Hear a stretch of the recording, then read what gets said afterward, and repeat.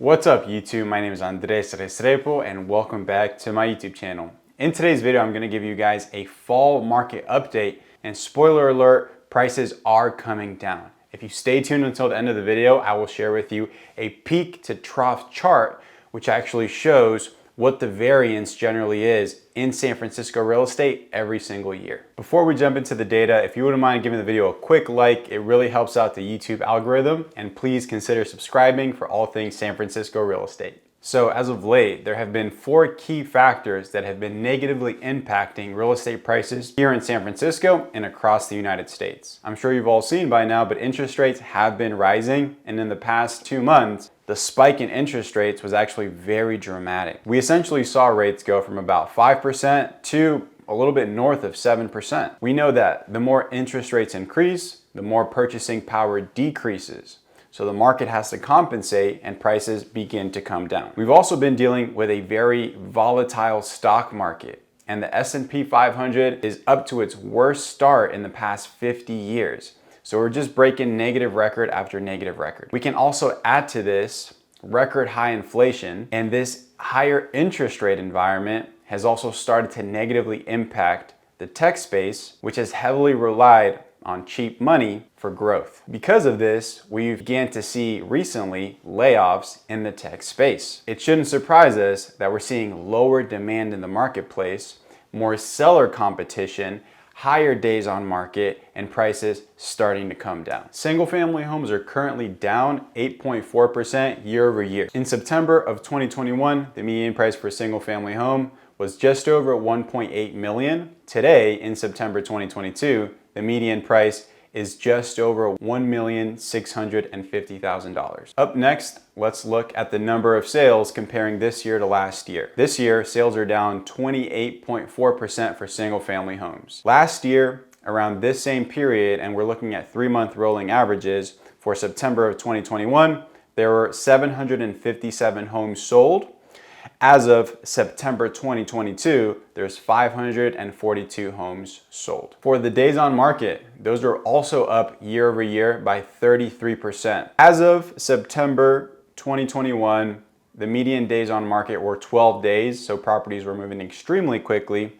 As of September 2022, the median days on market are 16 days. Now, if we compare 2022 to 2020, where the median days on market were 15, there's not a big variance there, but it is notable if we compare it to the previous year, and we're coming from 2 years of a really hot real estate market. Now, even though the market has cooled, this is not a blanket statement to say that everything on the market is experiencing a ton of days on market and everything is selling at a discount. That's actually not the case.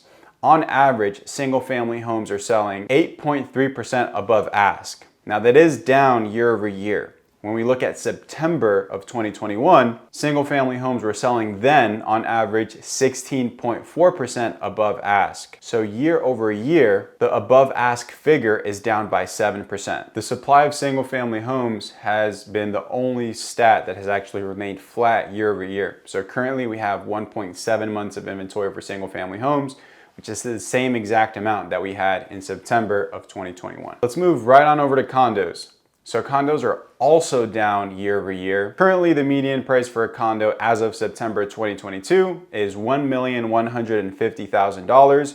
This is down 4.8%. In September 2021, the median price was just over 1.2 million. Condo sales, just like everything else, and that's the common trend of this fall update, are also down year over year. As of September 2022, we had 596 condo sales, and again, this is looking back at a 3-month rolling average.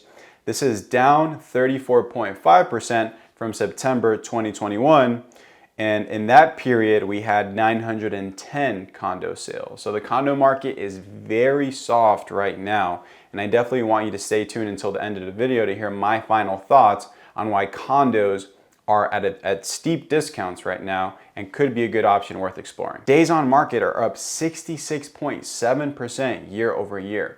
The median days on market for a condo as of September 2022 are 35 days, and the median days on market for September 2021 was just 21 days. The median days on market have increased by a full 2 weeks comparing this period to the same period last year. Here's another interesting stat. Condos are on average selling 1.3% below ask. This is down 5.1% year over year. In September 2021, they were selling on average 4% above ask. The current supply of condos on the market has been mostly flat. We are up 3.3% year over year. So we're sitting at 3.1 months of supply for condos. This same period last year in 2020-21, we were sitting at 3 months of supply. All right, so for those of you that have stayed with me this far, here is the chart that I said that I would share with you guys. Through our MLS, our multiple listing service, which is the San Francisco Association of Realtors multiple listing service, we have access to this great tool, which is InfoSparks,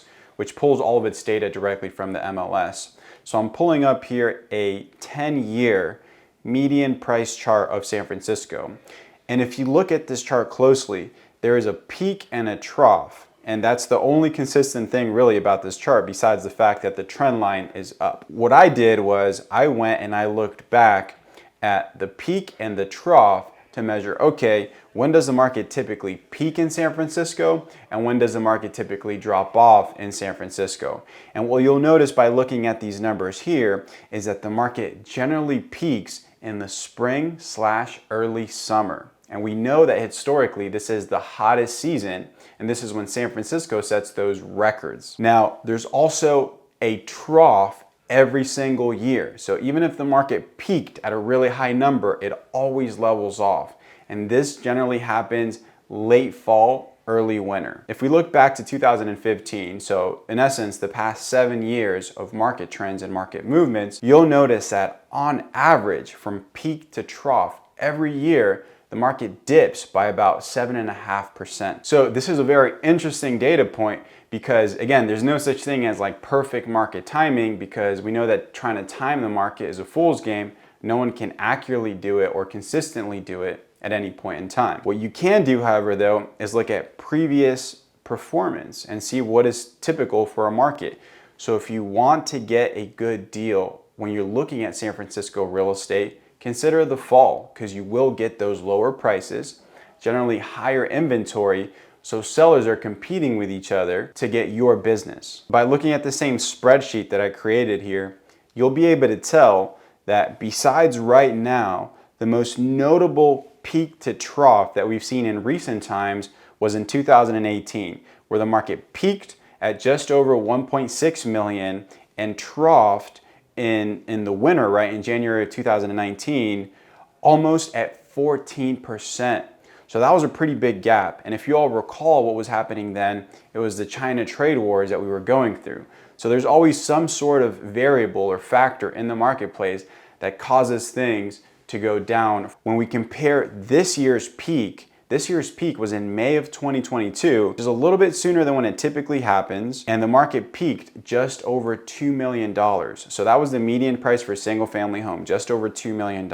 As of September 2022, and the market is not done leveling off. Again, the level off typically, like the bottom, if you will, is generally early winter. So right now, the market is down from peak to trough 18.12%. That's insane. If you're in a position where you can capitalize and take advantage of these lower prices, no doubt, no question that you will get a better deal if you're looking right now. Now, again, we don't know what's gonna happen. Nobody has a crystal ball, but if we look at previous performance, the market generally rebounds in the spring of the following year.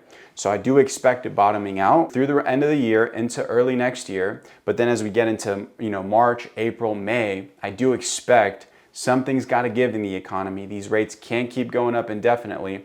And that's going to cause for the market, in my opinion, to see somewhat of a rebound. This is just an opinion. It's a prediction based on data and research that I've done. All right, now let's look at the condo market. And this is where things get pretty juicy. The condo market is soft. So when we look at May of 2015, the peak in May of 2015 for the median price condo was $1.1 million. It's very close actually to what our trough, and we don't know what the trough is yet, but as of September 2022, the median price for a condo is $1,150,000. That's almost pretty much on par with what the high for 2015 was. Not all condos are the same. Some are still going above asking, some are still selling pretty well, but others are seeing big hits. Like we actually recently did an open house. Property address was 177 Townsend Street. That property last sold for $1.3 million.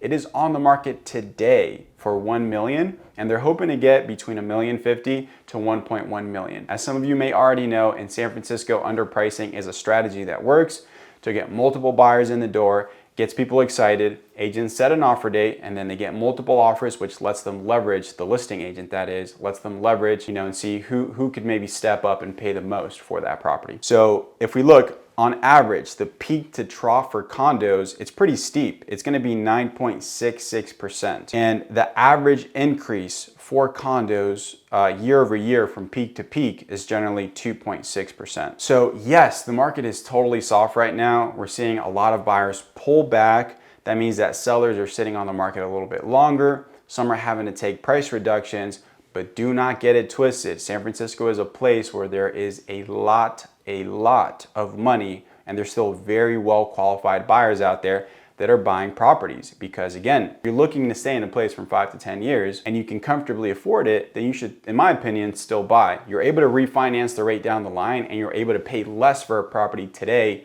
than you would have 6 months ago. And this is clearly evident by the data that I'm showing you guys right here. Now, I want to show you some prime examples. Overbidding and competition happens at every price point in San Francisco. So let's have a look here. Here's a condo in Russian Hill. This condo was on the market for 8 days. It's a 2-bed, 2-bath condo. It's 2,400 square feet. It sold 18.8% above asking. This property came on the market just under $6 million, and it sold for $7,125,000. This property just closed on the 23rd of September. All right, so again, this shows you what is happening at different price points in the market. Let's look at this other example. All right, so here is a property in the Inner Sunset. This property sold 52.7% above asking, and it went pending in just 11 days. Property came on the market at $1,195,000 and closed at $1,825,000. This property closed on the 21st of September. And last but not least, here is a condo in the Soma area. This property was listed at $699,000 and it sold for $1,005,000. That is 43.8% above asking, and it sold in 4 days. Now again, a lot of these properties are selling that high because they were underpriced to begin with, okay? So that is a common pricing strategy, but it shows that the demand is still there.